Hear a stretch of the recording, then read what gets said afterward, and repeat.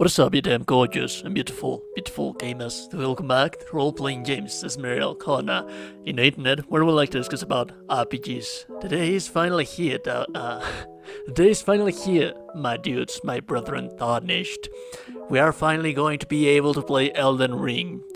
And with that we can actually finally stop speculating about the stats, and I made a poll about this one, and you guys decided that it was a nice idea to make a video of a class guide to teach you or guide you through the characters starting classes so that you can choose whichever one you want best and what are the builds for them. But also I would like to make a little disclaimer in here. If you have been following my content, if you have watched my other guides, do remember that starting class are not going to define anything to your playstyle, to your playthrough. Starting class are just going to define how you start your game, and also starting classes, they only define min-maxing characters. But min-maxing characters, it really does not make that huge of a difference in Souls games, and it doesn't make either in Elden Ring. But if you want a guidance onto what characters classes do and which class should you pick if you're planning a specific build, then this is the video for you. But just to remember that it doesn't matter with which kind of character class that you start with. Just take a look at them, take a look at their armor, their gear, and what they start with, and whatever you like, choose it. It doesn't matter if you're going to branch to something else later on in the game. That being said, let's start with the Vagabond. The Vagabond, it's a quality class. What is a quality class? Essentially, that it's built to focus himself on, as you can see right here, dexterity and strength. That is a quality class, quality build. Quality builds focus themselves on being able to use weapons that use strength and dexterity as scaling. Now there is also confusion, huge confusion. I have watched several videos saying that quality classes, quality builds are the most versatile builds that you can find in Elden Ring, and yes, by all means they are. But also, it doesn't necessarily mean that you can use whatever weapon you want with this build and be effective with it. Now let me explain. I've seen so many other people telling you that if you level up like your quality class and this kind of leveling up the strength and dexterity points evenly, you will come a point where you will be able to use whatever the hell weapon you want to use. Yes, you can, but it's not efficient. Imagine if you find later a katana that scales with dexterity, it's not going to be scaling with strength, so those points are going to go to waste. There are quality weapons. This is not a build that you can use to use whatever weapon you want. Usually quality weapons are two-handed swords like claymore, straight swords, halberds as well. There are many other quality weapons out there. These are not necessarily the only quality weapons that you will find, but yeah, do bear that in mind, that there are specific quality weapons. It doesn't necessarily has to be the weapon that you like. Now let's move on to the next one. A warrior. This, I also forgot to mention that the Vagabond starts with a straight sword, a long sword, and a 100% physical blocking shield, as well as a halberd, which are very good starting weapons. On the warrior, on the other hand, as you will notice, we have focus on dexterity, so this is ideally a good choice if you want to base your build on dexterity weapons. Remember that dexterity weapons are based on dealing as much damage as possible with fast attacks. He starts dual wielding, power stancing with curved swords. So if you're interested in dual wielding, there's that. He also has a shield. It's not the best shield out there, but it's a nice shield. To remember that this is not going to define at all your final playstyle. It's just how you start the game. This is a good choice for dexterity builds, bleeding builds, so on and so forth. But also, if you would so desire, if you wanted to make a, let's say, magic slash dexterity build, this would be a good start, and then later on you can branch yourself into intelligence. You can find incantations and spells and so on and so forth really early in the game. That being said, let's move on to the next one, and it is the hero. The hero is the complete opposite to the warrior. He focuses himself on having a whole lot of strength, as you will see right there. He also starts with an axe and with a shield. It's a very nice shield, not the best shield out there, and he also does not have the best protection out there. The Vagabond thus has some of the best protection out there. It is a very sturdy class, but this one on the other hand, it will focus on dealing heavy amounts of damage.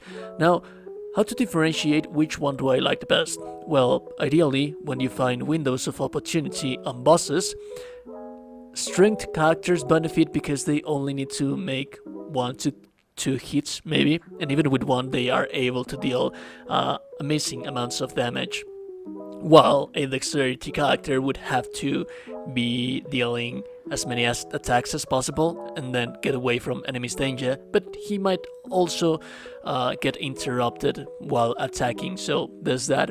But yeah, strength builds are focused for boings, hammers, ultra great swords, and all that kind of weapons. But like I said, if you wanted to maybe, for example, make a strength/fate build, which I wouldn't see the case. Why would you want to make that? Because it's not really that viable in Elden Ring. But if that's your fancy, that's what you like to do, then you could very well choose this class early on in the game, and then later you can find miracles and incantations and so on and so forth for this kind of build. So yeah, that is what you would want to use your hero for. And then you have the Bandit. Now, I have to say that I'm not a huge fan of this kind of class. This is also a dexterity class, but if you like to roleplay, maybe it could be a good idea. Also, do bear in mind that daggers have a higher multiplier when you're backstabbing. So if you like to be stealthy at the beginning of the game and you like to make a dexterity build, this is your go-to. If you like to be stealthy, this is going to be your go-to. You have a bow to drive away from the enemies or be killing them from 1 to 1. It's never that useless to focus yourself on bow, but what it is useful is that remember that in Elden Ring we have stealth. So we also have a dagger, and the daggers deal much more damage. They have higher multiplier for ripostes, parries, and backstabs. So if you like to be stealthy, it is possible. This is your class, but it is focused for dexterity builds. And what I don't really like about it, it's that it's arcane stat has way too much. And then, I mean, arcane, it's as useful as men nipples, in my opinion. So I'm not a huge fan. From this class, you can find daggers really early on in the game, like many other weapons. So if you would want to base your build on a stealth kind of character, then there are many other options that are viable as well. But that's just personal opinion, dude. That's just me. And then you have the Astrologer. The Astrologer would be a nice idea for a pure magic build. Now, the fact that if you would like to make a pure magic build, it doesn't necessarily mean that you will not be using melee weapons. There are hybrid builds, I have guides for that, and there are purely magic or either fate builds. But like I said, when you're making sorcerers or casters, you also want to have a proper weapon to fend the enemies off when they get close to you. So that is the reason why he has a shield, and he also has a sword. Remember that later on you can place Ashes of War into that sword to make it scale with intelligence. So you would be able to raise all of those intelligence points that you have in there, but also being able to level up Vigor as much as possible, Mind as much as possible, Endurance as much as possible, and have a very durable pure magic build without having to focus on either strength or dexterity as well, and still being able to have a melee weapon. So if you wanted to be a battle mage, then you could very well be a battle mage even when you're not completely branching yourself into strength and dexterity. You only need to place scaling intelligence element into your weapon, and that is likely going to do the trick for you. So if you're planning on making a pure magic build, then this is your go-to. Now you have the Prophet, which is essentially the very same thing as the Astrologer, but with fate.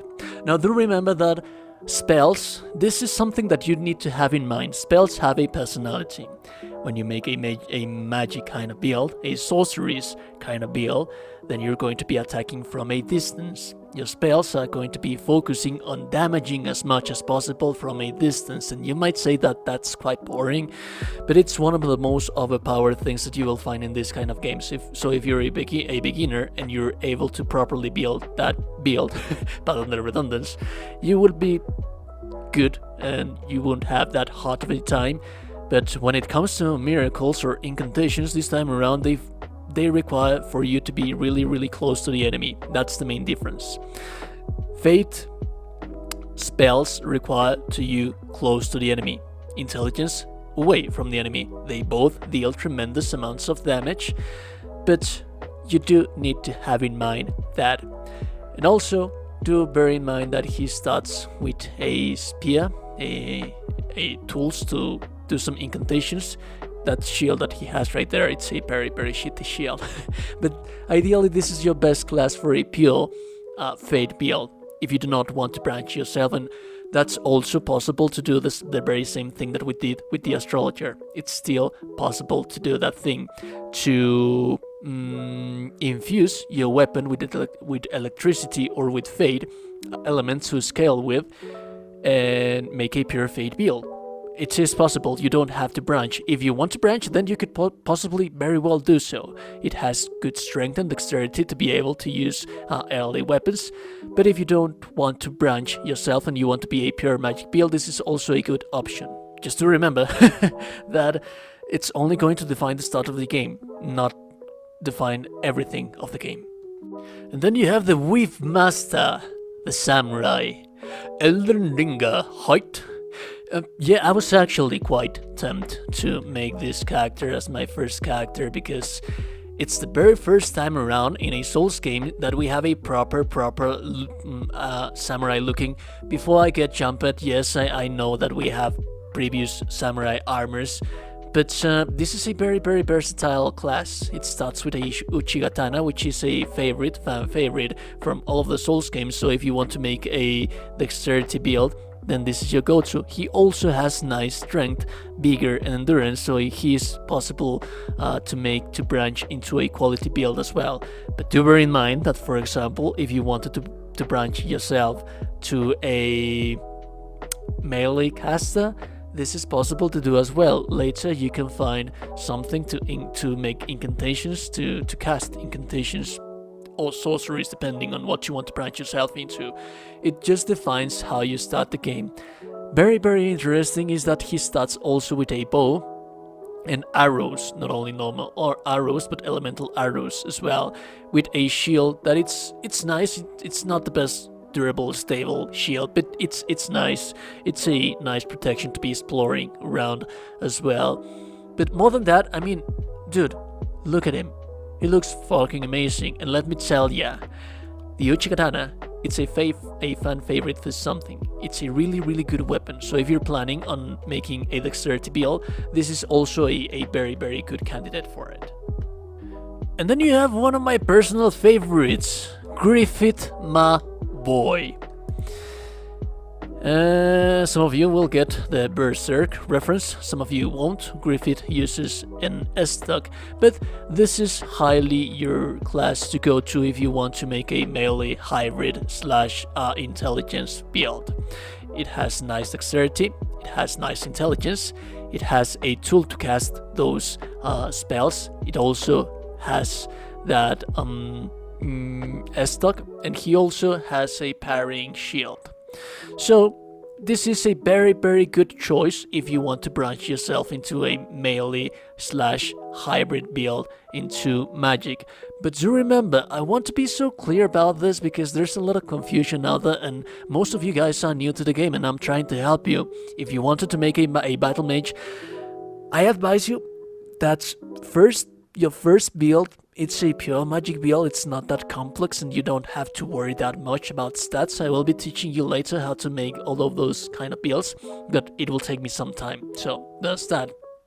But also Dexterity has a perk, a bonus perk. Dexterity is going to give you casting speed, so you're going to be able to cast faster, potentially raising your DPS as well. So yeah, there's that. He's a very good choice if you want to branch yourself into a Dexterity / magic build. But it's not the only option, I repeat. And then you have the Confessor, which is very much essentially the same thing as the Prisoner, but this time around he would be with a faith kind of emphasis. But also you will notice that he has 12 in strength and 12 in dexterity, so this is also a nice idea to branch yourself with a strength / fate build or a dexterity / fate build. And he also starts with a straight sword. Those are very good weapons for beginners. He also can cast incantations very early in the game, so he is a nice choice. He's also a nice choice for a quality / fate build. It is an interesting build, let me tell you. It's not the only class that can make that, and quality / magic and fate builds, those are quite interesting. I will be teaching you a little bit more about them later on in more videos later, as soon as I progress and babble on around more with the mechanics. But yeah, essentially it's just a counterpart for the Prisoner. It's good for melee / fate builds. But do remember that, well, I'll explain that later at the beginning, at the at the end of the video. But yeah, that is the Confessor for you. And then you have finally the Fuck with a stick. You will notice that he starts at level 1 and he also has 10 points into everything. So veterans, we like to take this kind of guy to make our builds and not having to worry too much about how we start the game. So this is just a character that will allow you to properly branch into whatever the hell you want to branch later on in the game. And trust me, it happens quite soon. You will find armors and gear and incantation tools and sorcery tools very early in the game. But this is the best kind of build to, if you don't actually know what you want to take and you have to take like anything if you're not deciding about something, it's the most versatile class. Now, we're reaching the end of the video. Do bear in mind, I want to be so very damn clear about this one. It doesn't really matter what kind of class you start with. You can do whatever the hell you want to do with this game. If you start with a samurai, you could very well later on in the game play a strength build. Yes, my boy, that's possible. Someone is going to tell you that's not possible. It is possible, to not listen to them. The only thing that classes are going to do for you is to min-max your starting playthrough. So having that in mind, choose the one that you like the most. Choose the one that you like the weapons the most, the gear the most. I personally like Vagabond, so I'm going to start with that, even when I am going to be branching myself as a paladin later on in the game in my first playthrough. And remember that he has nearly not fate.